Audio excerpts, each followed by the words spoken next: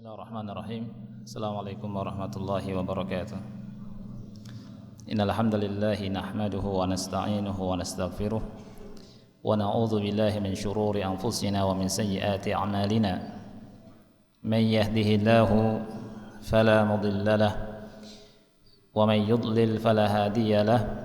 Ashhadu an la ilaha illallah wahdahu la syarika lahu وأشهد أن محمدًا عبده ورسوله يا أيها الذين آمنوا اتقوا الله حق تقاته ولا تموتن إلا وأنتم مسلمون يا أيها الناس اتقوا ربكم الذي خلقكم من نفس واحدة وخلق منها زوجها وبث منهما رجالًا كثيرًا ونساءً واتقوا الله الذي تساءلون به والأرحام إن الله كان عليكم رقيبا يا أيها الذين آمنوا اتقوا الله وقولوا قولا سديدا يصلح لكم أعمالكم ويغفر لكم ذنوبكم ومن يطع الله ورسوله فقد فاز فوزا عظيما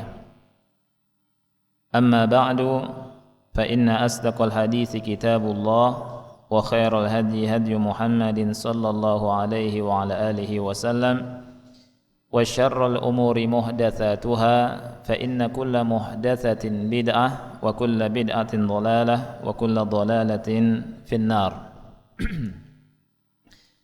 أحبتي في الله إخواني وأخواتي في الله rahimani wa rahimakumullah.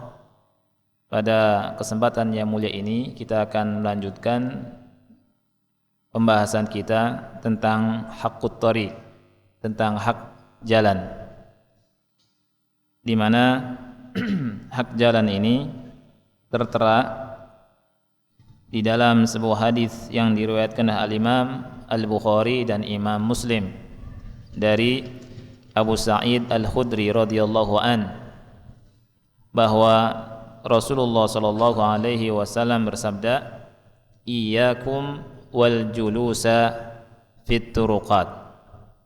Kata Rasul, janganlah kalian duduk-duduk di pinggir jalan. Janganlah kalian duduk-duduk di tepi jalan. Kemudian para sahabat bertanya, "Ya Rasulullah, ma lana min majalisina buddun natahaddatsu fiha?" Ya Rasulullah, sesungguhnya kami perlu untuk berbincang-bincang di tepi jalan. Faqala Rasulullah sallallahu alaihi wasallam, maka Rasulullah sallallahu alaihi wasallam menjawab, "Fa idza abaitum illa al-majlis fa'atu at-tariqa haqqahu." Jika kalian tidak bisa melainkan bermajlis di situ, duduk di pinggir jalan dalam keadaan yang memang harus duduk di pinggir jalan, maka berikan hak jalan, kata Rasulullah sallallahu alaihi wasallam. Kemudian para sahabat bertanya, "Wa ma haqqut thariq ya Rasulullah?" Hak jalan itu apa wahai Rasulullah? Kemudian beliau menjawab, ghaddul basar wa kafful adha wa raddus salam wal amru bil ma'rufi wan nahyu 'anil munkar. Kata beliau, ada 4 hak jalan disebutkan dalam hadis yang mulia ini. Yang pertama, menahan pandangan, kata Rasulullah SAW, menjaga pandangan. Yang kedua, tidak mengganggu orang lain, menahan diri jangan sampai mengganggu orang lain. Yang ketiga, menjawab salam. Dan yang keempat, beramar ma'ruf nahi mungkar. Dalam hadis yang mulia ini, ikhwati fillah rahimani wa rahimakumullah, Nabi kita yang kita cintai, Nabi Muhammad sallallahu alaihi wa alihi wasallam, memberikan keterangan kepada kita, pelajaran kepada kita, bahwa kita jangan duduk-duduk di pinggir jalan. Ya, karena jalan ini bukan milik perorangan, jalan milik umum. Kemudian dalam hadis ini dijelaskan, seandainya manusia atau kita terpaksa berada di pinggir jalan, bermajlis di pinggir jalan, maka hendaknya kita memberikan hak jalan. Jadi jalan itu punya haknya yang harus diberikan, yang harus ditunaikan oleh kita semua. Ketika ditanya oleh para sahabat, hak jalan itu apa saja wahai Rasul? Rasulullah sallallahu alaihi wasallam menjawab 4 hal. Yang pertama adalah ghaddul basar, menjaga pandangan, menahan pandangan kita. Yang kedua adalah kaful adha, jangan mengganggu manusia, jangan mengganggu orang yang lewat. Dan 2 hak ini sudah kita bahas. Dan insyaallah taala kita akan bahas 2 hak berikutnya. Hak yang ketiga, yang mana Rasul berkata raddus salam, menjawab salam.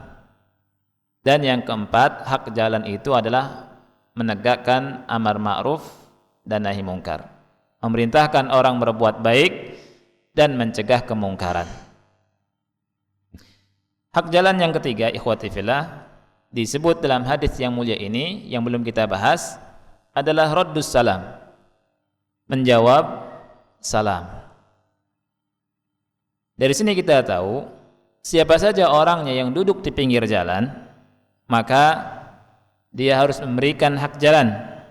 Di antara hak jalan yang ketiga adalah menjawab salam apabila ada yang mengucapkan salam. Kenapa? Ada banyak alasan, di antaranya 4 alasan. Yang pertama, assalam adalah ismun min asma'illahi ta'ala. Assalam adalah salah satu nama Allah Subhanahu wa taala. Jadi assalam salah satu nama Allah Subhanahu wa taala. Dan salam, ucapan salam adalah tahiyat kaum muslimin. Tahiyatu al-muslimin. Ucapan kaum muslimin.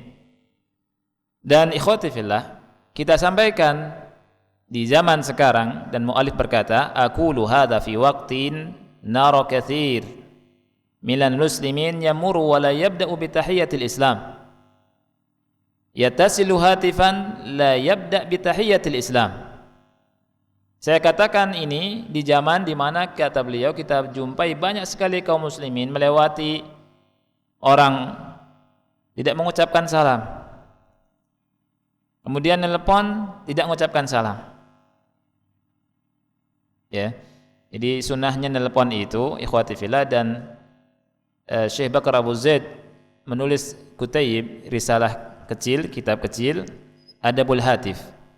Di antara adab nelpon, orang yang nelpon, ikhwati fillah, itu mengucapkan salam. Ya. Misalkan Muhammad nelpon ke Ahmad, maka Muhammad harus mengucapkan salam dulu, sunnahnya. Assalamualaikum ya Ahmad. Jangan Ahmad yang mengucapkan salam ke Muhammad. Oleh karena itu, ikhwati fillah, ketika antum ditelepon, kan bunyi ringtone itu, ada suara. Antum pegang, jangan antum bilang assalamualaikum, gitu. Ya. Tapi antum tunggu. Dia mengucapkan salam dulu. Jangan kita ketika ada suara HP tetot gitu kan? Ya, atau suaranya ada suara apa, jangkrik atau segala macam. Dengan orang macam-macam. Ada suara kucing. Ya. Ketika suara HP bunyi, angkat, dengarkan. Ya, antum bilang ya. Kalau misalkan dia ngomong, antum bilang salam dulu. Antum masuk ke rumah orang. Ya, HP ini seperti rumah antum. Dan hak antum negur dia. Saya enggak mau jawab pertanyaan atau enggak mau ngobrol sama antum kecuali kalau antum mengucapkan salam dulu. Ini sunnahnya. Dan ini dipraktikkan oleh para ulama, di antara Syekh Al-Albani rahimahullahu taala. Beliau nggak mau ketika ditelepon kemudian dia nggak ucapkan salam. Ucapkan salam dulu. Ini sunnahnya. Jadi perlu diingat, ini sunnah dalam adab nelpon. Jangan ketika HP bunyi antum langsung assalamualaikum. Ya, ada apa? Nah, enggak. Sana dulu yang ngomong, kemudian kita jawab waalaikumsalam. Adab telepon, ya. Jadi beliau menyayangkan ada orang yang nelpon tapi nggak mengucapkan salam. Kayak ini. Di dalam sebuah hadis ini sahih yang diriwayatkan oleh Al-Imam Al-Bukhari dalam Al-Adabul Mufrad. Rasulullah sallallahu alaihi wasallam bersabda, "As-salamu ismun min asma'illahi ta'ala, wada'ahu fil ard, fa'afshuhu bainakum. Fa innar rajulal muslima idza marra biqaumin fasallama 'alaihim faraddu 'alaihi kana lahu 'alaihim fadlu darajatin bitadhkirihi iyyahum assalam. Fa in lam yaruddu 'alaihi radda 'alaihi man huwa khairun minhum." Kata Rasul sallallahu alaihi wasallam, salam adalah salah satu nama Allah Subhanahu wa taala.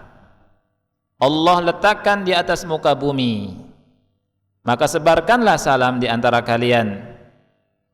Karena sesungguhnya seorang muslim, kata Rasul, apabila melewati suatu kaum dan ia mengucapkan salam, kemudian mereka jawab, maka dia memiliki kedudukan yang lebih tinggi daripada mereka, satu derajat, dengan mengingatkan mereka dengan lafaz salam itu. Jadi ini kedudukan yang sangat tinggi.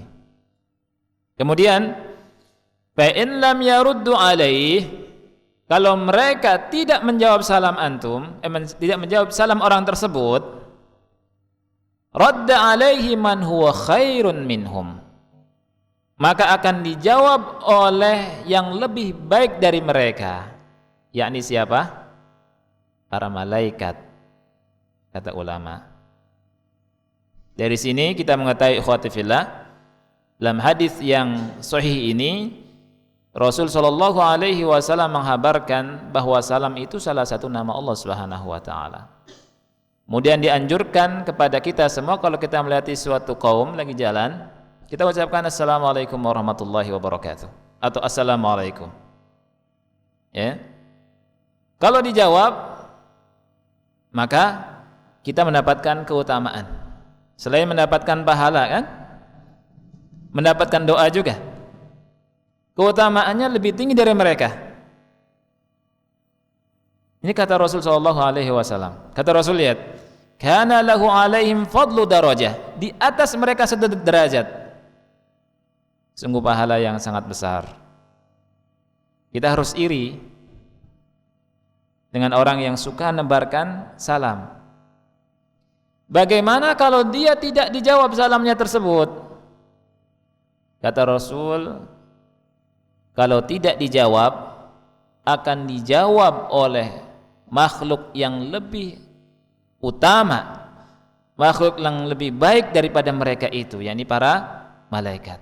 Jadi jangan khawatir. Dan malaikat doanya, ikhwati fillah, akan dikabul oleh Allah Subhanahu wa taala. Bersyukur malah kalau tidak dijawab. Nah, itu. Kita tidak usah marah, tidak usah kecewa, karena diganti dengan yang lebih baik yang akan jawab dari salam kita. Artinya kata Rasul, jangan khawatir. Lihat kata Rasul, radda alaihi man huwa khairun minhum, yakni malaika. Akan dijawab oleh makhluk yang jauh lebih baik daripada mereka itu, yakni para malaikat. Ikhwati fillah rahimani warahmatullah. Yang kedua, lianna ifsya'as salami sababun lidukhulil jannah, karena menebarkan salam sebab masuknya seseorang ke dalam surga. Kita semua ingin masuk surga, mengharap masuk surga. Allah sebutkan dan Rasul sebutkan jalan-jalannya. Di antara jalan-jalan masuk surga adalah menyebarkan salam, menyebarkan ucapan assalamualaikum. Di dalam sebuah hadis yang sahih riwayat al-Imam Ibnu Majah, juga al-Imam At-Tirmidzi, Imam Ahmad dan Ad-Darimi dan Al-Baihaqi serta Al-Hakim, Rasulullah sallallahu alaihi wasallam bersabda, "Ya ayyuhan nas, afshus salam wa at'imut ta'am wa sallu bil laili wan nasu niyam tadkhulul jannata bisalam." Rasulullah SAW bersabda, "Wahai sekalian manusia, tebarkanlah salam, berilah makan, salatlah di malam hari dalam keadaan manusia sedang tidur." Ketika manusia masih enak-enaknya tidur, kata Rasul, niscaya kalian masuk surga dengan salam, dengan selamat, dengan sejahtera. Di dalam hadis yang mulia ini disebutkan oleh Rasul SAW 3 amalan. Di antaranya adalah amalan yang sedang kita bahas, menebarkan salam, yang bisa memasukkan orang ke surga. Menebarkan salam, memberi makan, kemudian kata Rasul, sholat di malam hari. Ini 3 hal yang bisa menghantarkan seseorang masuk dalam surganya Allah Subhanahu wa ta'ala. Kata Rasul SAW, "Wahai manusia, absus salam." Ikhwati fillah, marilah kita berusaha mengamalkan hadis yang mulia ini. Tebarkan salam. Kalau punya kelebihan harta, kasih makan orang miskin. Kemudian kita berusaha juga di malam hari untuk sholat malam. Ini saya masuk surga dengan salam. Kemudian di dalam sebuah hadis juga yang sahih riwayat al-Imam Muslim, Rasulullah sallallahu alaihi wasallam bersabda, "La tadkhulul jannata hatta tu'minu wa la tu'minu hatta tahabbu. Ala adullukum ala syai'in idza fa'altumuhu tahabbtum afshus salama bainakum."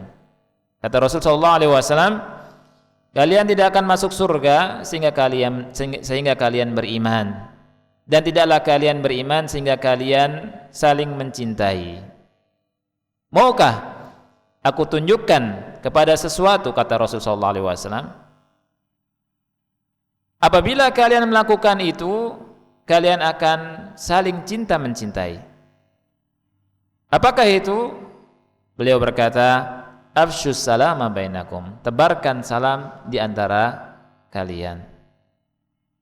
Ini hadis sahih riwayat al-Imam Muslim dalam sahihnya.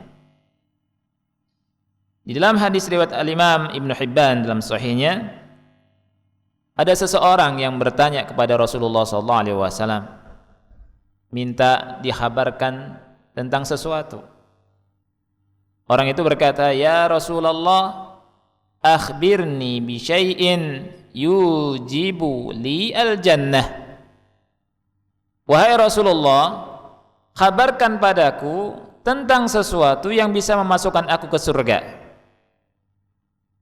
Qal, Rasul menjawab, "Thayyibul kalam wa badlus salam wa it'amut ta'am."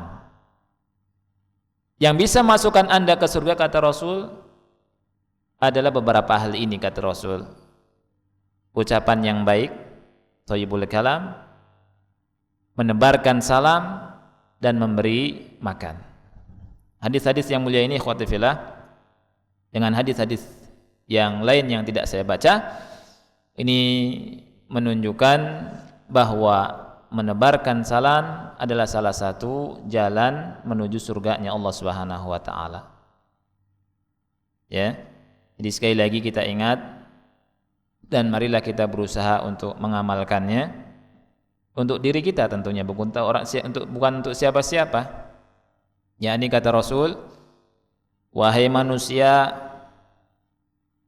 afsus salam, tebarkan salam, wa at'imut ta'am, beri makan manusia. Wa shallu bil laili wan nasu niyam, salat di malam hari ketika manusia tidur. Tadkhulul jannata bisalam, kata Rasul, niscaya kalian masuk surga dengan selamat.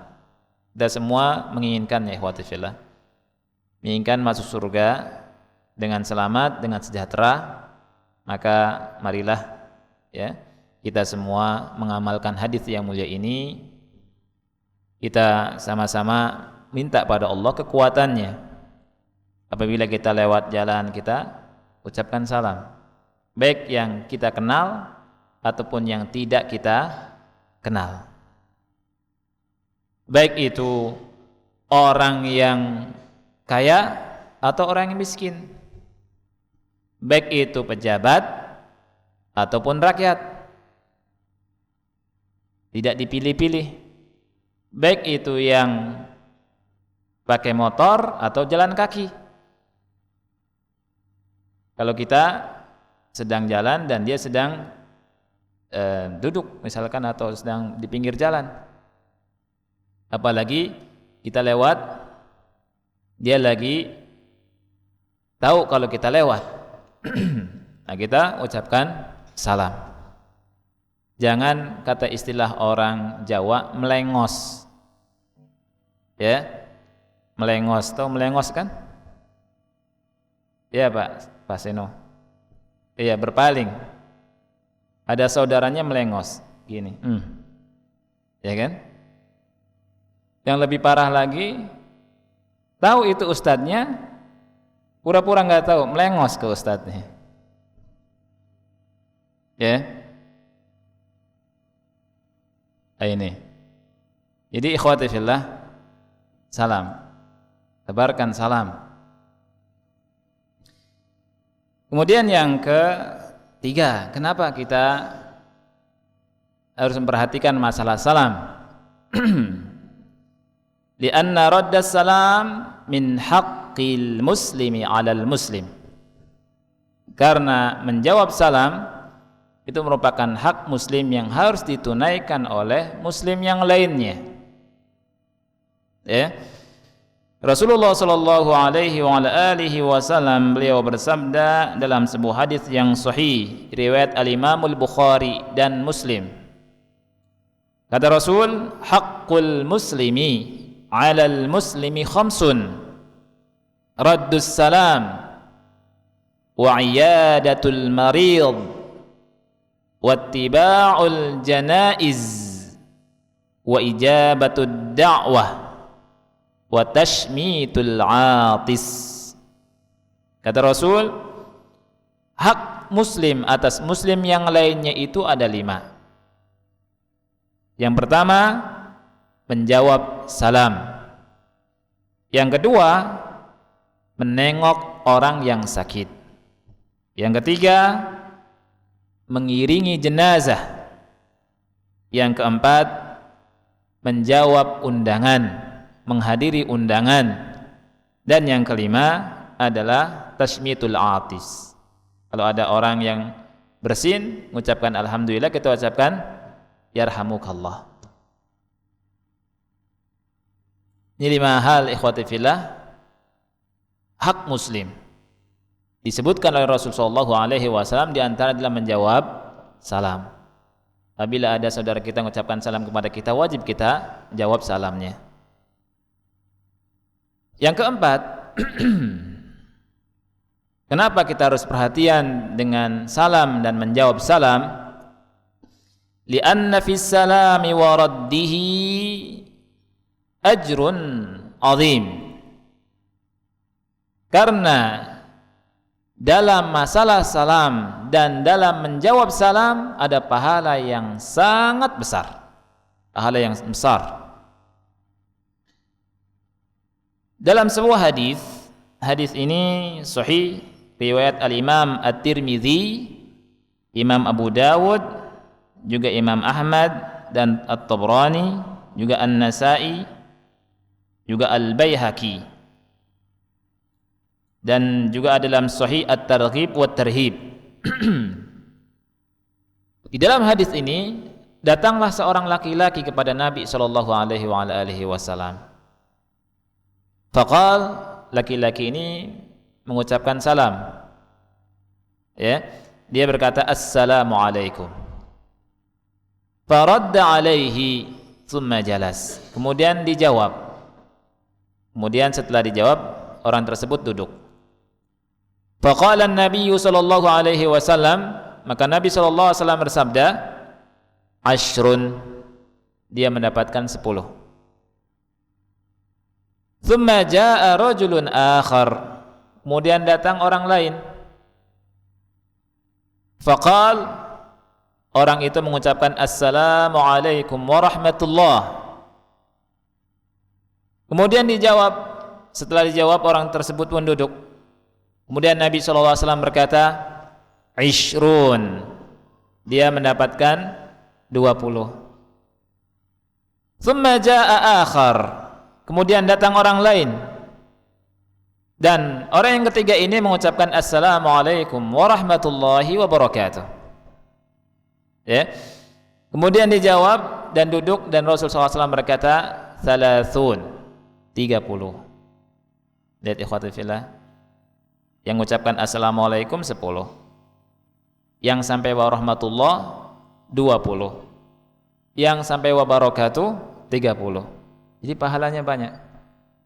Selain menghidupkan sunnah Nabi sallallahu alaihi wasallam, kemudian berada derajatnya lebih daripada orang yang disalami, dan menebarkan ucapan salam dan akan dijanjikan surga, juga pahalanya bertumpuk-tumpuk, berlipat-lipat.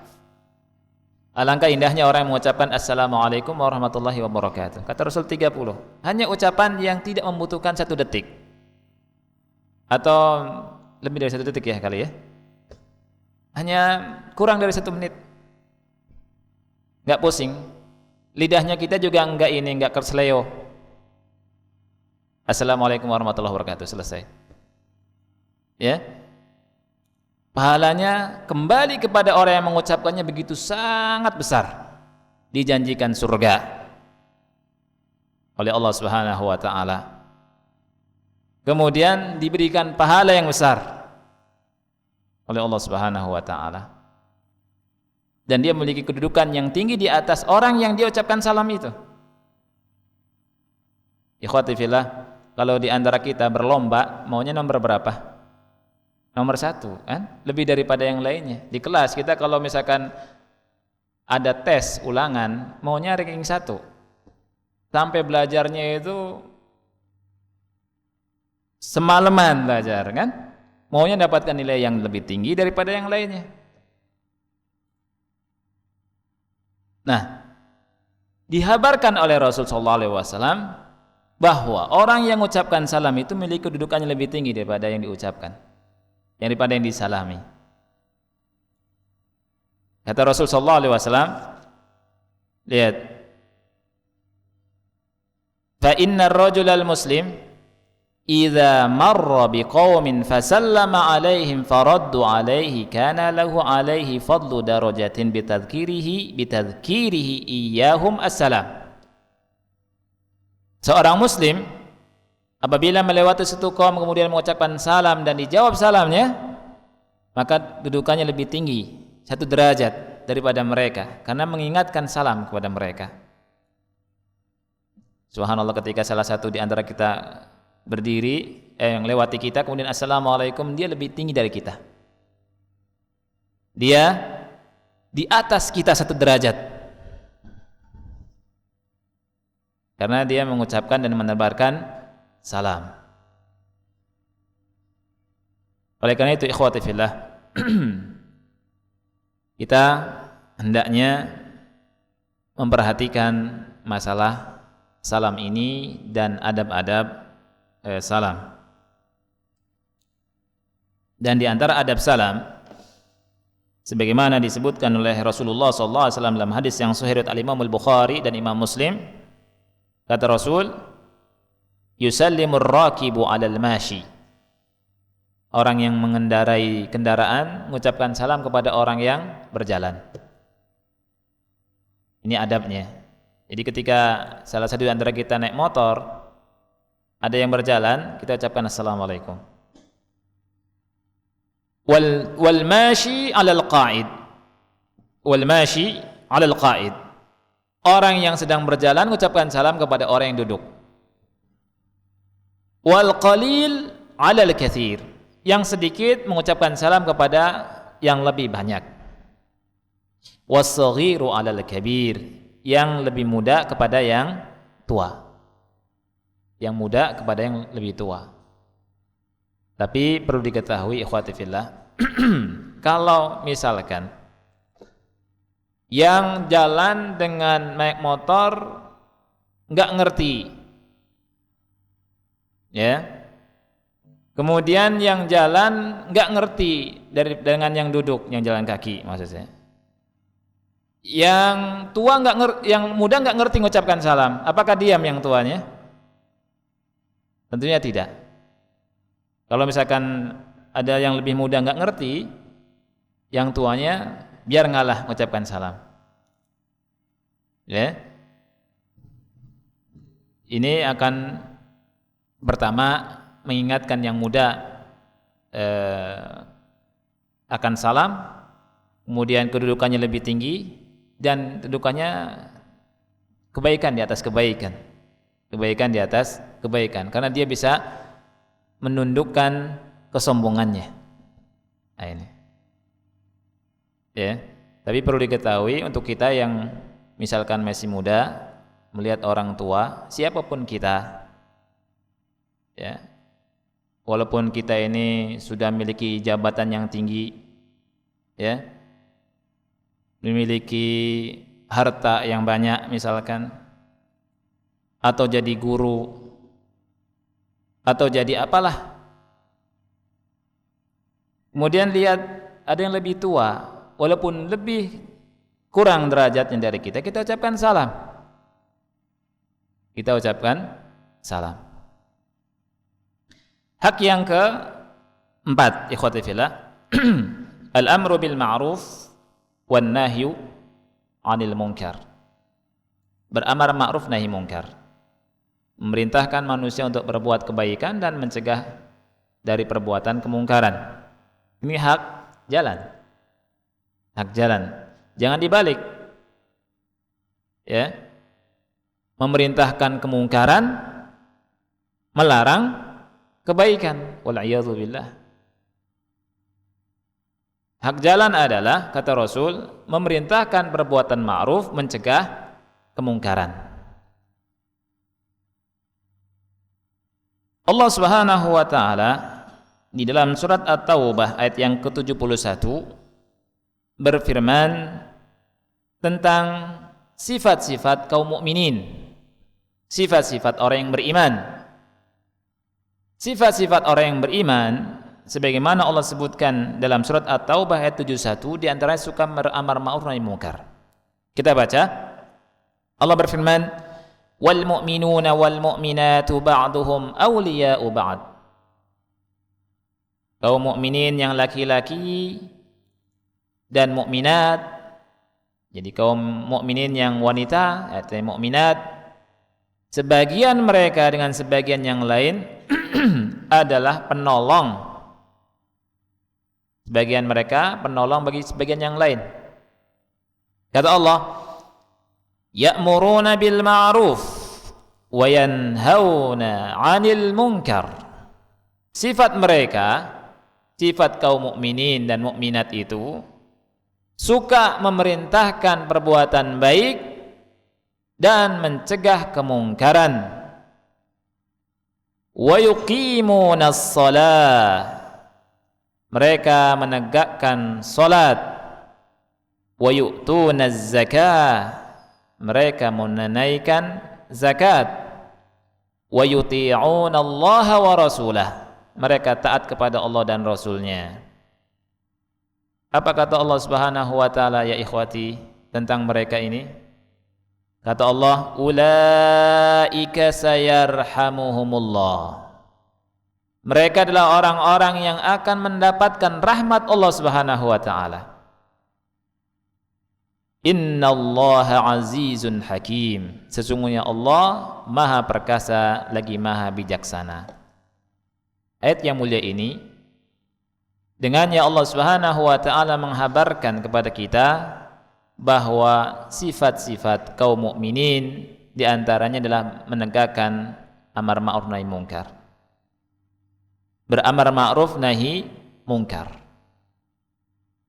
Dan sifat-sifat ini menghantarkan mereka mendapatkan rahmatnya Allah Subhanahu wa taala. Jadi ketika kaum mukminin, ketika suatu kaum menegakkan amar ma'ruf nahi mungkar, maka rahmat Allah turun. Ketika mereka menegakkan salat dan menunaikan zakat, rahmat Allah Subhanahu wa taala turun kepada mereka. Dan syahid dari ayat yang mulia ini yang sedang kita bahas adalah ya'muruna bil ma'ruf wa yanhauna 'anil munkar. Ikhwati fillah rahimani wa rahimakumullah. Rasul kita yang mulia alaihi salatu wassalam adalah contoh yang paling tinggi dalam masalah amar ma'ruf nahi mungkar. Suatu saat dalam sebuah hadis yang sahih, Rasul melewati seorang wanita yang sedang menangis di sisi kubur. Rasul tidak diam. Rasul sallallahu alaihi wasallam berkata kepada wanita tersebut, "Ittaqillaha wasbiri." Ya anti, takutlah kepada Allah, bertakwalah kepada Allah dan sabarlah. Lihat, Rasul sallallahu alaihi wasallam menegakkan amar ma'ruf nahi mungkar. Kemudian suatu saat ikhwati fillah dalam hadis yang sahih riwayat Imam Muslim, Rasul melewati seonggok makanan, orang melakukan jual beli. Kemudian Rasul memasukkan tangannya di makanan tersebut, kemudian menjumpai balal. Balal ini basah, ya, balal, mablul. Kemudian Rasul berkata, "Ma hadza ya sahibut ta'am? Ma hadza ya sahibat ta'am?" Apa ini wahai pemilik makanan? Kata orang tersebut, "Asabathus sama'u ya Rasulullah." Kena air hujan wahai Rasul. Rasul berkata, "Afala ja'altahu fawqa at-ta'ami hatta yarahu an-nas man ghasyana falaysa minna." Tidakkah kau, kata Rasul SAW, tidakkah kau jadikan di atas makanan itu sehingga bisa dilihat oleh manusia? Kemudian kata Rasul, "Man ghasyana falaysa minna." Siapa orang yang menipu bukan termasuk golongan kami. Ya, Rasul SAW ketika melihat kemungkaran langsung ditegur. Ya. Dan ini ikhwati fillah mengingatkan kita kepada siapa saja di antara kita yang mengadakan transaksi jual beli atau menjual barang. Jangan sampai kita nutupi aib. Seperti sebagian kita jual mobil ditutupi aibnya, jual motor tutupi aibnya, diperlihatkan, tampakkan ini aibnya. Apalagi di majelis khiyar situ. Supaya yang membeli ini tidak merasa tertipu. Karena jual beli ini kalau berkah, kalau jujur dan menjelaskan aib, ini akan diberi keberkahan. Kalau tidak, maka akan dicabut keberkahannya dari Allah Subhanahu wa taala. Rasul sallallahu alaihi wasallam bersabda dalam hadis yang sahih riwayat Bukhari dan Muslim, kata Rasul, "Al-bay'ani bil khiyari ma lam yatafarraqa, fa in sadaqa wa bayyana burika lahumā fi bay'ihima, wa in katama wa kadzaba muhiqat barakatu bay'ihima." Kata Rasul, dua orang yang melakukan transaksi jual beli, kata Rasul sallallahu alaihi wasallam, mendapatkan khiyar majlis, boleh memilih. Dan kata Rasul sallallahu alaihi wasallam, kalau keduanya benar, jujur, tidak dusta, menjelaskan aib yang ada, maka akan diberkahi transaksi jual belinya atau jual belinya. Wa in katama, kalau menyembunyikan aib dan berdusta, kata Rasul, muhiqat barakatu bai'ihima, keberkahan jual belinya akan dihapus oleh Allah Subhanahu wa taala. Alangkah ngerinya ikhwan fillah, ya, seseorang yang melakukan jual beli kemudian menipu saudaranya, itu keberkahannya dihapus dan diangkat oleh Allah Subhanahu wa taala. Hartanya tidak berkah. Oleh karena itu, walaupun mendapatkan keuntungan dari jual beli, tetapi tidak dengan dasar kejujuran, maka keberkahannya akan hilang. Oleh karena itu yang perlu kita perhatikan adalah lebih baik sedikit tapi berkah daripada banyak tidak berkah. Ya, dengan sedikit itu kita bisa ngaji, sholat 5 waktu di masjid tepat, mendapatkan pahala di majlis. Di majlis kata Al-Hasan Al-Basri rahimahullahu taala, babun minal ilmi yata'allamuhul mar'u khairun lahu minad dunya wa fiha. Satu bab ilmu yang dipelajari seseorang itu lebih baik daripada mendapatkan dunia beserta isinya. Subhanallah. Banyak orang yang semakin kaya semakin jauh dari Allah Subhanahu wa taala. Karena apa? Bisa jadi keberkahannya tidak ada. Semakin panas, semakin gelisah, ditimpa musibah dari sana sini, karena tidak ada keberkahan dari jual belinya.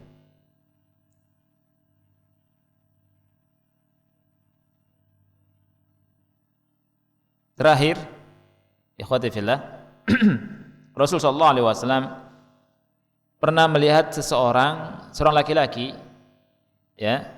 Hadisnya ini juga sahih, riwayat Imam Muslim nomor 2090. Pakai cincin emas. Dari sini kita tahu bahwa laki-laki nggak boleh pakai cincin emas. Ya, apalagi zaman sekarang nih, lagi musim batu akik, ya, batu apalah, ya.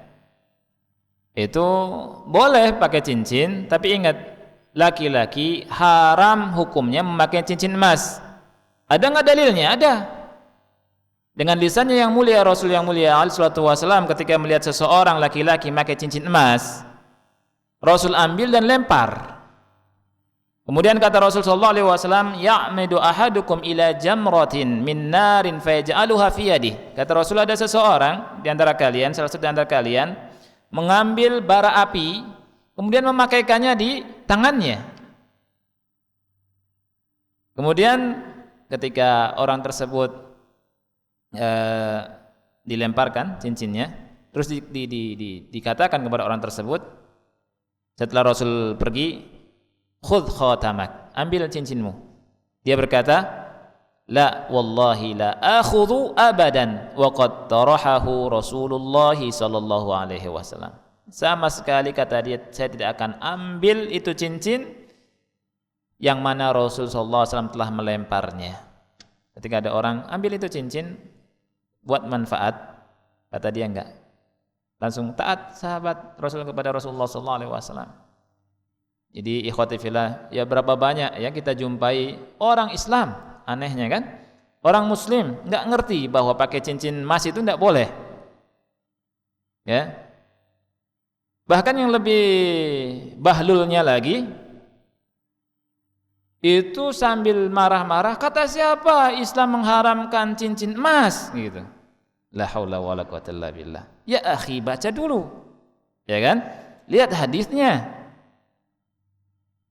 Banyak orang yang seperti ini, dikasih tahu hadis Nabi SAW dan ini keterangan dari Rasulullah SAW, tetapi tidak diamalkan. Ya, inilah ikhwati fillah yang bisa kita sampaikan, ya.